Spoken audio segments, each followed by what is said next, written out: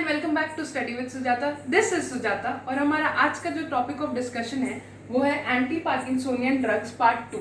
ये हमारे last part का एक कंटिन्यूएशन है जो कि हमारा पार्ट 1 था। उसके जो कुछ ड्रग्स बाकी रह गए थे वो हम लोग आज इस पार्ट 2 में डिस्कस करेंगे। हाँ, तो आगे बढ़ने के पहले एक बार छोटा सा रिवीजन दे देती हूँ कि एक्चुअली पार्किंसोनिज्म क्या था। वो एक न्यूरो डिजेनरेटिव डिजीज था जिसमें कि हमारे वो न्यूरॉन्स जो कि डोपामिन सिंथेसाइज करते हैं उनका डिजेनरेशन हो रहा था और उसके वजह से डोपामिन के लेवल्स कम हो रहे थे। और हमने देखा था कि डोपामिन के लेवल कम हो रहे हैं और एसिटिल कोलिन का तो उतना ही है, तो इन दोनों में इम्बैलेंस हो रहा था और उसकी वजह से एसिटिल कोलिन ज़्यादा हो जा रहा था। इसीलिए हमारा जो ड्रग्स का क्लासिफिकेशन है वो मेनली दो साइड्स पे हो सकता है। हाँ, तो एक है हमारा डोपामिनर्जिक सिस्टम को अफेक्ट करने वाला और एक है कोलिनर्जिक सिस्टम को। तो जो हमारे डोपामिनर्जिक सिस्टम को अफेक्ट करेगा उसमें से पहला था, या तो देखिए हम डोपामिन को के प्रिकर्सर को प्रोवाइड करें ताकि और डोपामिन का सिंथेसिस हो, तो वो है डोपामिन प्रिकर्सर्स। उसमें है लीवोडोपा जो कि हमने हमारे लास्ट वीडियो में देख लिया है। फिर है या तो फिर हम डोपामिन के मेटाबॉलिज्म को कम करें, तो उसमें भी दो आते हैं, वो हम अभी देखेंगे, COMT इनिबिटर्स और MAO इनिबिटर्स। फिर होता है जो डोपामिन के अगोनिस्ट हो, यानी कि डोपामिन के रिसेप्टर्स पे जाके उसके एक्शन को और फैसिलिटेट करे, उसमें आता है ब्रोमोक्रिप्टिन, वो भी हम अभी देखेंगे। और एक है जो डोपामिन के लेवल्स को साइनाप्स पे इंक्रीज कर दे, वो भी हम अभी देखेंगे अमेंटालिन। दूसरा जो है जो कोलिनर्जिक सिस्टम को अफेक्ट करता है, उसमें एक है या तो सेंट्रल एंटीकोलिनर्जिक्स या तो फिर एंटीहिस्टामिनिक्स। तो ये अभी बता दे रही हूँ। सेंट्रल एंटीकोलिनर्जिक्स का एग्जाम्पल में है हमारा ट्राईहेक्सीफेनिडिल। उनका मेन इंपॉर्टेंस क्या है कि ये ड्रग इंड्यूस्ड पार्किंसोनिज्म में यूज आता है। अब ड्रग इंड्यूस्ड पार्किंसोनिज्म क्या होता है?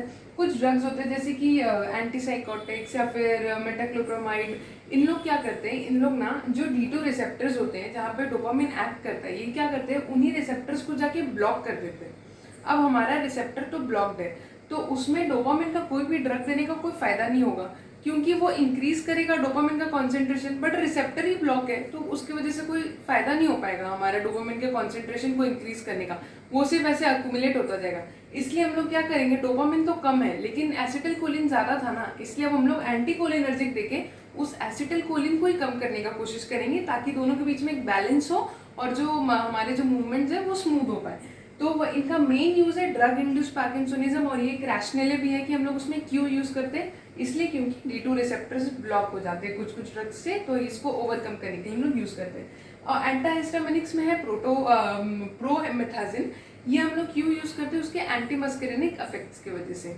हाँ, तो अभी हम लोग देखेंगे वो ड्रग्स जो कि डोपामिन के मेटाबॉलिज्म को इनहिबिट करेंगे। तो उसको बताने के पहले एक बार मेटाबॉलिज्म बता देती हूँ कि डोपामिन का कैसे होता है। दो जगह है, ये हमारा पेरिफेरी है और ये ब्रेन है। ब्रेन में क्या होता है, डोपामिन जो है वो L डोपा से बनता है, फिर वो जाके रिसेप्टर्स पे काम करता है। तो यहाँ रिसेप्टर्स पे हमारे कौन से ड्रग्स एक्ट करेंगे, वो है डोपामिन अगोनिस्ट, यानी कि वो उसी रिसेप्टर्स पे काम करते हैं जहाँ पे कि डोपामिन काम करता है और वो उसके एक्शन को फैसिलिटेट करते हैं, जैसे कि ब्रोमोक्रिप्टिन। ठीक है, अब हम लोग मेटाबॉलिज्म इनहिबिटर्स का देखेंगे अगर, तो डोपामिन से दो मेटाबॉलिज्म होता है, दो मेटाबॉलिज्म एंजाइम्स इन्वॉल्व होते हैं, एक है COMT और एक है MAO। ठीक है, तो जो COMT है उसको जो इनहिबिट करेंगे वो हमारी ड्रग्स जो है COMT इनहिबिटर्स, उनका एक एग्जांपल है टोरकैपॉन, जो कि इस स्टेप पे एक्ट करेंगे जहाँ पे COMT एंजाइम काम करता है। और जो दूसरे हैं हमारे MAO इनहिबिटर्स जैसे कि सेलाजिनिन, वो हमारे इस स्टेप पे काम करेंगे जहाँ पे कि MAO काम करता है। ठीक है, और पेरिफेरी में क्या होता है कि L डोपा से डोपामिन बनता है और COMT से ये बनता है हमारा, लेकिन यहाँ पे ये MAO एंजाइम्स पेरिफेरी में काम नहीं करते। तो हम लोग को पता चल गया कि दो इनहिबिटर्स ऑफ मेटाबॉलिज्म में क्या आएगा, एक है COMT इनहिबिटर्स और एक है MAO। उन हमने देख लिया कि वो कहाँ इन्वॉल्व है, तो उसको समझना भी ईजी हो गया उनका साइट ऑफ एक्शन। तो जो COMT वाले हैं उनको हमें L डोपा और कार्बिडोपा को जो कॉम्बिनेशन हम देते हैं ना पार्किंसोनिज्म में, हम उनके साथ ही COMT इनहिबिटर्स जनरली देते हैं। और ये एक इम्पॉर्टेंट रैशनल है, क्यों देते हैं, क्योंकि जब L डोपा और कार्बिडोपा है तो क्या कार्बिडोपा का काम क्या है कि वो L डोपा के को डोपामिन बनने से रोकता है पेरिफेरी में। तो यानी कि अब तो और L डोपा हो गया, मतलब हमारे पास ज़्यादा हो गया एक्सेस में, तो वो बल्कि और दूसरे मेटाबॉलिज्म यहाँ ना आके वो और यहाँ पे डेविएट होने लगता है, यानी कि ज़्यादा COMT यूज़ होने लगेगा, ज़्यादा 3OMT बनने लगेगा। इसीलिए तब हम लोग को ये देना ज़रूरी हो जाता है ताकि जो एक्सेस कन्वर्जन ऑफ पाथवे हो रहा है वहाँ पे ये उसको ब्लॉक कर दे, ठीक है। और इसका जो एग्जाम्पल में है, एक है टोलकैपॉन और एक है इंटाकैपॉन। तो जो टोलकैपॉन है वो हम लोग नहीं देते क्योंकि वो टॉक्सिक टू लीवर है। और इसको, ये एक इम्पॉर्टेंट MCQ जैसा है, इसको याद करने का बहुत एक सिंपल तरीका है, टोलकैपॉन, TOL, यानी कि T से टॉक्सिक, O से टू और L से लीवर, टॉक्सिक टू लीवर, ठीक है। दूसरा है जो हमारा है वो है MAO इनिबिटर, उसका एग्जांपल में सेलाचिलिन। उसको क्या करते हैं, वो MAOB जो एंजाइम्स है उसको इनिबिट करते हैं। वो हमने देखा जब ये नॉर्मल डोज में होते हैं ना तो ये सिर्फ MAOB को इनिबिट करते हैं, लेकिन अगर ये ज़्यादा डोजेज में है तो ये MAOA एंजाइम को भी इनिबिट करते हैं। और ये जनरली क्या, फैट और उसके मेटाबॉलिज्म में इन्वॉल्व होता है। तो अगर कोई पेशेंट उसका वो टायरामिन जिस फूड में हाई हो, अगर वो उसको कंज्यूम करता है और ये MAO इनिबिटर्स को वो हाई डोज में कंज्यूम करता है, तो क्या होगा, ये जाके उसके मेटाबॉलिज्म को अफेक्ट करेंगे और उसके वजह से हाइपरटेंसिव क्राइसिस और एक और हम लोग बोलते हैं चीज़ रिएक्शन वो होता है। क्योंकि जो टायरामिन जो है वो चीज़ कंटेनिंग फूड में ज़्यादा होता है, यानी कि फैट कंटेनिंग फूड में ज़्यादा होता है, उनका मेटाबॉलिज्म नहीं हो पाएगा, तो उसकी वजह से जो रिएक्शन होता है हम उसे चीज़ रिएक्शन बोलते हैं।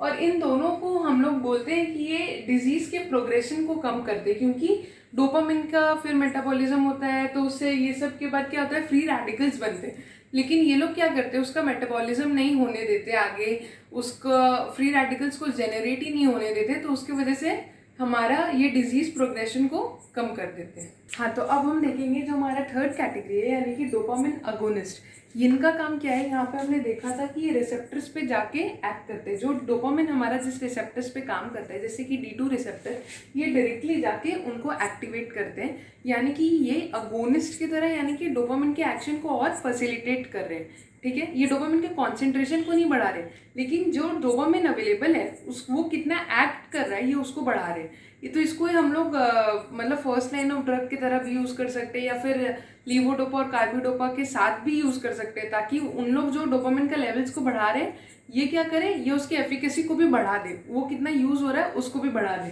तो इसका एक एग्जाम्पल है ब्रोमोक्रिप्टिन, और इसके ऊपर हमारा एक क्वेश्चन भी आता है। तो इसके इंट्रोडक्शन में क्या है कि एर्गॉट डिराइव्ड है, एर्गॉट से बना हुआ है, सिंपल। अब इसका बहुत सारा प्रॉब्लम्स है एक्चुअली, इसलिए अब हम लोग इसको यूज़ नहीं करते हैं। ये पहला बात तो ये शॉर्ट एक्टिंग है, तो उसकी वजह से बहुत ज़्यादा रिलैप्सेस होते हैं पार्किंसोनियम के सिंड्रोम्स का। फिर उसके बाद ये क्या, ये पेरिफेरी में, यानी कि हमारे मेनली हमारे डिजिट्स में ये क्या करता है कि वासोस्पाज्म कॉज करता है, और उसकी वजह से क्या, गैंग्रीन रिजल्ट होता है। फिर ये प्लूरल, पेरिटोनियल या फिर कार्डियक फाइब्रोसिस कॉज करता है, वाल्वुलर डिफेक्ट्स कॉज करता है ऑन लॉन्ग टर्म यूसेज के बाद, इसलिए हम लोग इसको आजकल नहीं यूज़ कर सकते। अब जो हमारे जो नए आए हैं, जो कि रोपीनिरॉल है, जो कि इसका बहुत सारा एडवांटेज है। पहला बात ये लॉन्ग एक्टिंग है, ये कोई फाइब्रोसिस कॉज नहीं करता। फिर उसके बाद ये गैंग्रीन और वैसोस्पाज्म भी कॉज नहीं करता, इसीलिए आजकल ये बहुत हमारा इंपॉर्टेंट हो गया, ये फर्स्ट चॉइस ड्रग बन गया, यानी कि हम लोग इसको लीवोडोपा से भी ज़्यादा ऊपर यूज़ करें। क्योंकि लीवोडोपा का एक प्रॉब्लम क्या था कि जब वो डोपामिन बना देता है तो क्रोनिक यूज़ के साथ उस डोपामिन के बहुत सारे साइंस दिखते हैं हम लोग को, जैसे कि डिस्काइनेसिया या फिर बिहेवियरल चेंजेस। तो इसका यही बेनिफिट है लीवोडोपा से ऊपर भी क्या, कि ये जो साइड इफेक्ट्स हैं, डिस्काइनेसिया, बिहेवियरल चेंजेस, स्लीप और ये सब, वो सब हमें नहीं दिखेंगे। इसलिए अभी हमारा फर्स्ट चॉइस ड्रग बनते जा रहा है, लीवोडोपा से भी ऊपर प्रेफर होते जा रहा है, ठीक है। तो ये हो गया हमारा डोपामिन अगोनिस्ट। फिर हमारा drugs increasing dopamine levels at synapse, यानी कि जितना डोपामिन है, इन दोनों का काम वही है, जितना डोपामिन है उसके ही एफिकेसी को और हम बढ़ा दें, ठीक है। तो इसमें आता है हमारा एमेंटाडिन। ये कोई ऐसा नया ड्रग नहीं है जो कि सिर्फ पार्किंसोनिज्म के लिए बना हो, ये एक एंटीवायरल ड्रग है, बट हम लोग इसका यूज़ इस फील्ड में भी डिस्कवर कर पाए। इसका मैकेनिज्म क्या है, वही है कि साइनप्स में जो डोपामिन का कॉन्सेंट्रेशन है उसको इंक्रीज कर देता है। कैसे, दो है, या तो ये प्री साइनेप्टिक रिलीज डोपामिन का इंक्रीज कर दे, यानी कि जो प्री साइनेप्टिक वेसिकल्स है वो ज़्यादा डोपामिन रिलीज करे, या तो फिर क्या, ये उनके रीअपटेक को कम कर दे। क्या होता है कि जब प्री साइनेप्टिक वेसिकल्स रिलीज करते हैं और जो डोपामिन यूज़ नहीं हो पाया वो क्या होता है, वापस से चला जाता है, रीअपटेक कर लेते हैं वो वाले वेसिकल्स ही, और उसको फिर डिग्रेड कर देते हैं, मेटाबोलाइज कर देते हैं, यानी कि काम नहीं आ पाता वो। इसलिए ये लोग क्या करेंगे, या तो इंक्रीज कर देंगे प्री साइनेप्टिक रिलीज, या तो फिर उसके रीअपटेक को कम कर देंगे ताकि वो साइनेप्स में ज़्यादा रहे, तो पोस्ट साइनेप्टिक वेसिकल्स उसको ज़्यादा यूटिलाइज करते हैं। और इसका दो हमारा इम्पॉर्टेंट एडवर्स रिएक्शंस है जो कि एमसीक्यू की तरह भी बहुत इंपॉर्टेंट है। एक है एंकल इडिमा और रैशनले भी आता है, और दूसरा है लिवेटो रेटिकुलरिस। लिवेटो रेटिकुलरिस का कॉन्सेप्ट क्या है कि ये भी क्या करते हैं, पेरिफेरल वासोस्पाज्म कॉज करते हैं थोड़ा। उसके वजह से क्या जो हमारे वेसल्स हैं उनमें ब्लड का स्टैसिस हो जाता है, उसके वजह से पूरे स्किन पे हम लोग को ऐसे हम लोग ट्रेस कर पाते हैं ब्लड वेसल्स को, तो वो ऐसे पर्पलिश डिस्कलरेशन होने लगता है स्किन को, उसको हम लोग लिवेटो रेटिकुलरिस बोलते हैं। तो अगर आपको मेरा एक्सप्लेनेशन पसंद आया हो या फिर जिस पैटर्न में मैंने प्रेजेंट किया वो अच्छा लगे, यूजफुल लगे, तो please make sure you like my video and also subscribe to my channel because that is free. और will be coming up with a new video every weekend, so ताकि आपके लेजी वीकेंड्स का at least 10 minutes useful हो पाए और कुछ तो भी आप इम्पॉर्टेंट जान पाएँ। So thank you for watching and please make sure you subscribe to my channel. Till then, bye bye, take care.